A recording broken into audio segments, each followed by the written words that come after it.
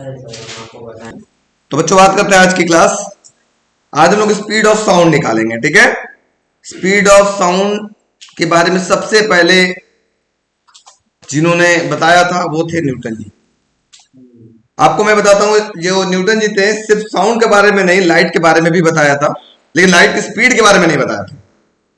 तो लाइट की भी कॉन्सेप्ट सबसे पहले न्यूटन जी ने ही दिया था, साउंड की भी कॉन्सेप्ट सबसे पहले न्यूटन जी ने दिया था। इसका मतलब जो न्यूटन जी बहुत बिंदास आदमी थे, है ना। तो उन्होंने क्या कहा, उन्होंने साउंड की स्पीड कैसे निकाला वो मैं बात करूं, ठीक है। सबसे पहले हेडिंग लिखते हैं, speed of sound, Newton's formula, Newton's formula for speed of sound. Newton ji ने एक फॉर्मूला दिया और साउंड की स्पीड को कैलकुलेट किया। क्या कहा पहले कंडीशन समझिएगा। न्यूटन जी ने, ध्यान से सुनिएगा बच्चों, न्यूटन जी ने जो भी साउंड की स्पीड निकाली थी, जो भी साउंड की जो स्पीड निकाली थी, किस कंडीशन में निकाली थी, याद रखिएगा, आइसो थर्मल कंडीशन में निकाली थी। आइसोथर्मल कंडीशन एक ऐसा कंडीशन होता है, शायद हम लोगों ने थर्मोडायनेमिक्स में पढ़ा भी है, जहां पे टेम्परेचर कांस्टेंट होता है, जहां पे हीट का एक्सचेंज होता है।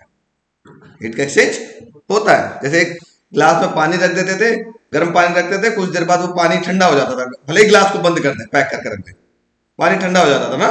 क्यों? क्योंकि हीट एक्सचेंज हो रहा था बिटवीन सिस्टम एंड सराउंडिंग। इस केस में न्यूटन जी ने जब साउंड की स्पीड कैलकुलेट किया तो पाया कि जो साउंड की स्पीड थी वो थी 280 मीटर पर सेकेंड, जो कि गलत थी, जो कि गलत थी। साउंड की स्पीड नहीं है। इसको करेक्ट किसने किया, इसको करेक्ट करेंगे एक साइंटिस्ट आएंगे, उनका नाम होगा लैपलास।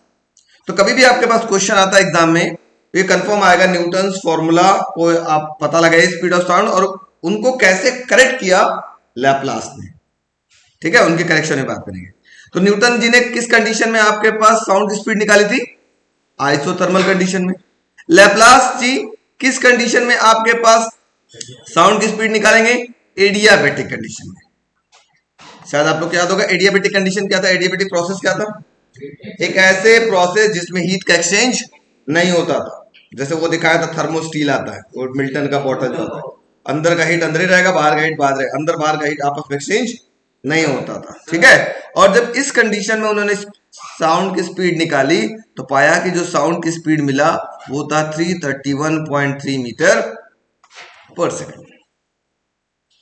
क्या पाया, 331.3 मीटर पर सेकेंड।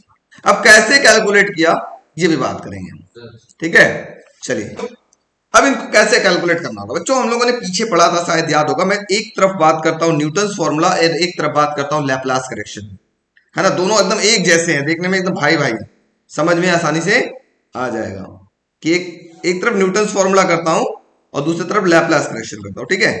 थोड़ा सा आपको याद करने में भी आसानी रहेगा। ऐसे लिख लेते हैं, इसको मिटा देते हैं अच्छे से, यहां लिख लेते हैं हम लोग,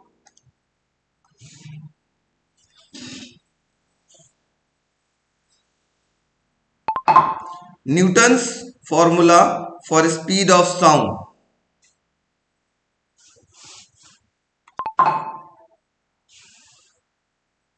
और इधर हम लोग क्या बात करेंगे, लैपलास करेक्शन, ठीक है। इस साइड में हम बात कर लेंगे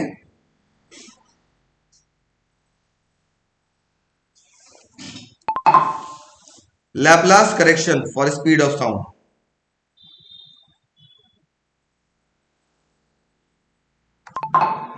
ठीक है, अब देखो कैसे करना है।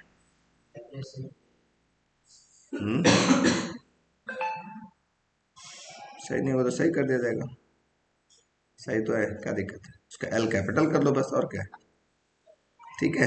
लो एल कैपिटल कर दो, हो गया। ओके नाउ अब हम बात करते हैं कैसे निकालना है। ये किस कंडीशन में निकाले थे, आइसोथर्मल कंडीशन में। और आइसोथर्मल कंडीशन कब होता है, आइसोथर्मल इक्वेशन क्या होता है, शायद आपको पता, आइसोथर्मल कंडीशन में टेम्परेचर क्या होता था, कांस्टेंट होता था। तो पीवी इज इक्वल टू होता था एनआरटी, यही होता था ना। तो n तो कांस्टेंट है, r कांस्टेंट और t भी क्या होगा, इधर पूरा का पूरा क्या हो गया, कांस्टेंट। तो आपके पास फॉर्मूला क्या हो जाएगा, जल्दी बताइए, pv is equal to constant. तो ऐसे लिखेंगे, since in isothermal condition, in isothermal process pv is equal to constant. ये लिख सकते हैं कि नहीं लिख सकते। अब मैं क्या करूंगा, दोनों तरफ डिफरेंशिएट करूंगा। डिफरेंशिएट करने का तरीका मैंने बताया था, शायद आपको बहुत बार पढ़ाया है, कि एक साथ दो फंक्शन आ जाए, बर्थडे फंक्शन और मैरिज फंक्शन, तो क्या अटेंड करोगे, बर्थडे अटेंड करोगे तो मैरिज छूटेगा, और मैरिज अटेंड करोगे तो बर्थडे छूटेगा। तो वैसे ही यहाँ पे दो दो फंक्शन है, पी भी और वी भी है। अगर मैं पी को छोड़ता हूं तो वी का डिफरेंशिएशन करता हूं टाइम के रेस्पेक्ट में, या अगर वी को छोड़ता हूं तो पी का डिफरेंशिएशन करेंगे टाइम के रेस्पेक्ट, और यहां पर होगा D by D T of constant. ठीक है, इसके को हम डायरेक्ट कांस्टेंट लिख देंगे, समझने में आसानी रहेगा। ठीक, क्लियर हो गई। अब जल्दी से बताओ, किसी कांस्टेंट का डिफरेंशिएशन कितना होता है, 0। तो इधर तो हो गया कांस्टेंट का डिफरेंशिएशन 0, इधर क्या मिला, v dp, और इधर क्या मिला, p dv, और नीचे दोनों के dt कॉमन था, कॉमन लेके इधर भेज देते, तो क्रॉस मल्टीप्लाई करोगे तो इधर क्या आ जाएगा, इधर dt आ जाएगा। Yes no, yes sir. चलो आगे बढ़ते हैं। अब यहां हो गया p dv plus v dp is equal to हो गया 0। अब मैं p को बस ये रहने देता हूं, बाकी सबको उधर भेजता हूं, p dv को इधर रहने देता हूं, ये क्या हो गया, v dp माइनस का, क्योंकि v dp इधर प्लस है, इधर जाके क्या हो जाएगा, माइनस का। क्या हम इसको ऐसे लिख सकते हैं क्या, p is equal to minus का v dp अपॉन में dv, लिख सकते हैं, यस नो। अब कुछ नहीं करना है, थोड़ा सा ध्यान दीजिएगा, माइनस का, इसको ऐसे लिख सकते हैं क्या, dp था और नीचे dv था, और इसके नीचे v भेज दें। अरे ये v उठा कर इसे नीचे भेज सकते हैं, वापस भेजोगे तो ऊपर ही आ जाएगा, आ जाएगा ना। अब थोड़ा सा समझने वाली बात है, हमने आपको पीछे पढ़ाया था, शायद याद होगा, बल्क मॉडुलस। किसको किसको याद है बल्क मॉडुलस, किसको याद है, बल्क मॉडुलस इक्वल टू होता था माइनस का f by A into delta v by V था, और f बाई ए को क्या लिख सकते हैं, प्रेशर लिख सकते हैं, डेल्टा v बाई वी। इसका मतलब देखो, ये चीज सेम चीज दिख रहा है यहाँ पर, देखो p अपॉन में डेल्टा v बाई वी, तो इसका मतलब ये इस पूरे चीज को क्या लिख सकते हैं, बल्क मॉडुलस लिख सकते हैं।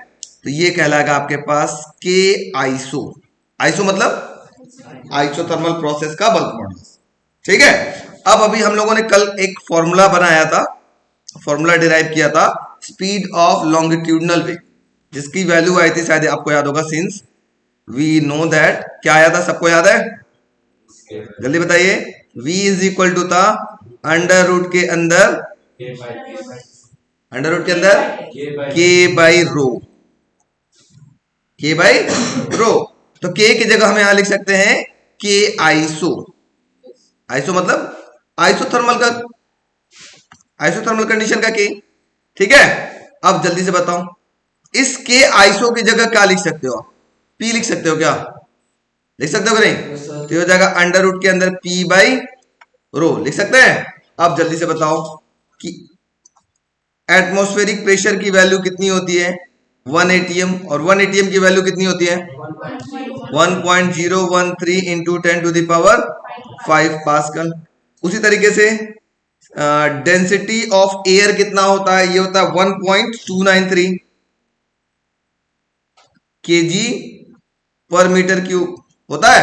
अब इसमें रख लो फॉर्मूले में, तो v की वैल्यू क्या मिलेगी आपके पास, तो थोड़ा सा मैं नीचे से बना लेता हूं, तो क्या मिलेगा बच्चों आपके पास, देखो, तो v इज इक्वल टू हो गया अंडर रूट के अंदर p की जगह हो गया 1.013 into 10 to the power 5 upon में डेंसिटी की वैल्यू हो गई 1.293। सॉल्व करेंगे तो इसकी वैल्यू आएगी 280 मीटर पर सेकेंड। ये आ गई, न्यूटन जी ने फॉर्मूला निकाला किसकी, साउंड की स्पीड के लिए, लेकिन ये फॉर्मूला क्या था, गलत था। अब इसको करेक्ट कौन करेंगे, लैप्लास जी ने करेंगे। कैसे करेंगे वो देखते हैं। यहां तक समझ में आ गया, चलो जिसको आगे आगे सब कुछ आसानी से आ जाएगा, कोई टेंशन नहीं है, एकदम सेम टू सेम है। अब देखो, लैप्लास जी ने साउंड की स्पीड कहां निकाला था, आप लोग बताओ, एडियाबेटिक कंडीशन में। तो लिखेंगे in since in adiabatic process, adiabatic process क्या होता है बच्चों, पीवी की पावर गामा इक्वल टू होता है कांस्टेंट। याद है, ये बहुत बड़ा सा डेरिवेशन था, हमने कहा था कि अगर स्कूल में कराया जाए तो करिएगा, नहीं कराया जाए तो छोड़ सकते हैं। बहुत एक जमाने में बहुत इंपॉर्टेंट हुआ करता था। तो जैसे हम लोगों ने यहां पे डिफरेंशिएट किया है वैसे हम लोग यहां पे डिफरेंशिएट करेंगे, बट यहां डिफरेंशिएट करने का थोड़ा सा बड़ा लेंदी प्रोसेस तो होगा देखने में, लेकिन लेंदी है नहीं। सबसे पहले देखो दो दो फंक्शन यहां दिख रहे हैं, पहले हम p को छोड़ते हैं और d by D T of लिखते हैं v की पावर गामा इनटू, इसमें दो फंक्शन है, एक ये और एक हो जाएगा v। तो पहले v की पावर गामा का तो हो गया, फिर into d by D T of ये हो जाएगा क्या आपके पास v। समझ में आ रहा है, मतलब अब इस पूरे का डिफरेंशिएशन हो गया, प्लस अब किसका करेंगे, v की पावर गामा को छोड़ दिया, d by D T of p equal to, अब कांस्टेंट का डिफरेंशिएशन करेंगे, d by D T of constant. यहां तक समझ में आया कि नहीं बताओ, यही स्टेप मेन था। देखो इसमें अभी आप लोग डिफरेंशिएशन पढ़ोगे, अगर ऐसा लिखा हो साइन एक्स का डिफरेंशिएशन करना है, इसके अंदर दो फंक्शन है, एक ये। पहले ऐसे करोगे d by D x of sine x into D by D x of x, ठीक है, और ऐसे ही करते हैं डिफरेंशिएशन, तरीका यही होता है दोनों फंक्शन का, इसको चेन रूल बोलते हैं। अब आपने पढ़ा है, जल्दी से बताओ, x to the power n का डिफरेंशिएशन कितना होता है, d by D X, n आगे आता है, ऊपर एक पावर कम हो जाता है ना, n x to the power n minus 1 होता है क्या, यस नो होता है सर। तब हम क्या करेंगे जल्दी से बताओ, यहां लिख सकते हैं p, अब v की पावर गामा का डिफरेंशिएशन क्या होगा, v बाहर आ जाएगा, सॉरी गामा बाहर आ जाएगा, और क्या होगा v की पावर गामा माइनस 1 लिख सकते हैं, इनटू ये हो जाएगा dv बाई dt, ये तो वैसे ही रहेगा, प्लस v की power gamma dp by dt, और किसी कांस्टेंट का डिफरेंशिएशन कितना होता है, जैसे यहां पे कांस्टेंट का 0 था, यहां पे कांस्टेंट का क्या हो गया 0। समझ में आया।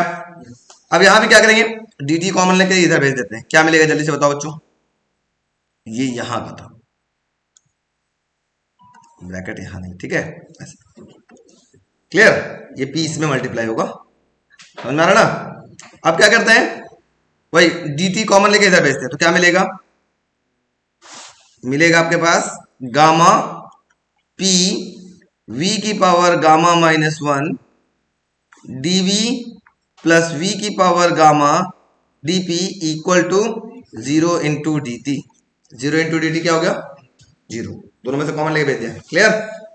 आप थोड़ा सा ध्यान दो, मैं गामा p को यही रहने देता हूं, अच्छा पहले पूरे रहने देता हूं, गामा p v की power gamma minus 1 dv is equal to, इसको उधर भेजते हैं, क्या मिलेगा जल्दी बताओ, माइनस v की पावर गामा इंटू dp मिलेगा। ये बहुत इंपॉर्टेंट है, 5 नंबर क्वेश्चन एग्जाम में 100% आएगा, 200% गारंटी के साथ। अब यहाँ पे मैं गामा p को यही रहने देता हूं, ये जो गामा p है इसको यही रहने देता हूं, क्या मिलेगा, गामा p बराबर माइनस v की पावर गामा dp अपॉन में, ये नीचे आ जाएगा मल्टीप्लाई है, तो क्या आएगा v की power gamma minus 1 into dv आएगा। अब मैं इसी चीज को ऐसे लिख सकता हूं, माइनस v की पावर गामा, और ये नीचे देखो ये भी v की पावर में है, ऊपर जाएगा तो क्या होगा, जो नेगेटिव था वो पॉजिटिव हो जाएगा, जो पॉजिटिव था वो क्या हो जाएगा नेगेटिव, जैसे गामा पॉजिटिव था तो यहाँ गामा हो जाएगा नेगेटिव, 1 नेगेटिव था तो 1 क्या हो जाएगा पॉजिटिव, इनटू क्या ऊपर था dp अपॉन में क्या बचा dv, कोई दिक्कत, तो गामा में से गामा कैंसिल, तो यहाँ क्या मिला, गामा p बराबर क्या बचा आपके पास माइनस v dp, क्योंकि v की पावर सिर्फ 1 बचा यहाँ पर, अपॉन में dv बचा, यस नो, नहीं समझ में आया, आ रहा है। अब मैं फिर वही काम करूंगा, थोड़ा ध्यान से देखना, थोड़ा सा वही काम करने जा रहा हूं, माइनस का dp और ये dv था, इसके अपॉन में v लिख सकते हैं क्या, लिख सकते हैं, जैसे यहां पे देखो ये dp v अपॉन में dv, इसकी जगह क्या लिखा था आपने के आईसो लिखा था, तो इसकी जगह हम लोग क्या लिखेंगे जल्दी बताओ, के एडिया लिख देंगे, के एडिया, क्योंकि ये एडियाबेटिक प्रोसेस का के है, ठीक। अब क्या करेंगे, फॉर्मूला हम लोग जानते हैं, since we know that. Formula क्या हो जाएगा बच्चों, जल्दी से बताओ, स्पीड ऑफ साउंड का v इज इक्वल टू होता है अंडर रूट के अंदर, ये हो जाएगा के एरिया अपॉन में रो, ठीक है। और के एरिया की जगह क्या लिख सकते हो, के एरिया की जगह आप लिख सकते हो गामा पी, क्या लिख सकते हैं, गामा पी, अंडर रूट के अंदर गामा पी अपॉन में रो। अब ये गामा क्या है बच्चों, गामा मैंने बताया था सीपीसीवी रेशियो होता है। अब ध्यान से समझने वाली बात है कि गामा की जरूरत क्यों पड़ी। अब बताओ, हम लोग साउंड की स्पीड निकाल रहे हैं, कहां पे निकाल रहे हैं, एयर में निकाल रहे हैं। और जो एयर है, एयर के अंदर जो मॉलिक्यूल्स है वो मोनो एटॉमिक है, डाया एटॉमिक है या ट्राया एटॉमिक है, डाया है, क्योंकि O2 N2 डाया ना। और डाया का सीपीसीवी रेशियो कितना आया था, किसी को याद है कि नहीं, 1.4। नहीं आता, मैं दिखाता हूं। देखो बच्चों, डाया के लिए हम लोगों ने यहाँ पे निकाला था पिछले क्लास, मतलब जब हमने पढ़ा था कौन सा, काइनेटिक थ्योरी ऑफ गैसेस, तो डाया का स्पेसिफिक हीट सीपीसीवी जो रेशियो निकाला था वो कितना आया था, 1.4 आया था ना। इसी को हम यहाँ पर पुट कर देंगे, मतलब यहाँ गामा की वैल्यू क्या लिखेंगे, गामा इज इक्वल टू 1.4। बात समझ में आ रही है कैसे, कहां से आया गामा। अब बस वैल्यू रख दो, v इज इक्वल टू, इसको ऐसे लिख सकते हो क्या, अंडर रूट में गामा इनटू अंडर रूट के अंदर p बाई रो, लिख सकते हैं। तो गामा की वैल्यू होगी अंडर रूट में 1.4, और p बाई रो की वैल्यू ऑलरेडी हम लोग कैलकुलेट कर चुके हैं, कितना आया था 280।